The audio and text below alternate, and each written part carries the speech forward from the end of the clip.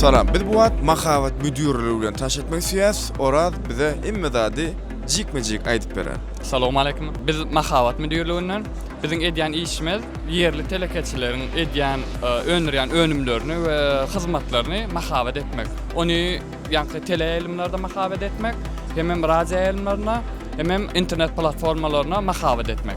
Şu wagtky täze ugrumyz bol bize çekilşigi. Ondan daşary ses vermek. Ses vermek näme? Ýa-ni telekeçilerin öz arasynda pavilyon haýsy işçiň pavilyon owadan pavilyona ses verilýär.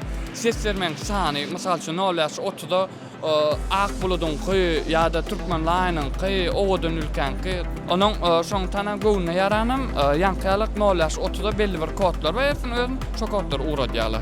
7000den gowrak ses alan täze önümleri barda şoň pavilyonuna barıpdyr, şoň pavilyon bilen gyzyklanypdyr, ýarapdyr. Görýäňizmi? Şo täze şoň işçiňligi şol. Bu özüm bir mahabat bolup gitdi. Şeýle gyzyk sohbetde şkolada. Sağ ol. Sağ ol. Yes.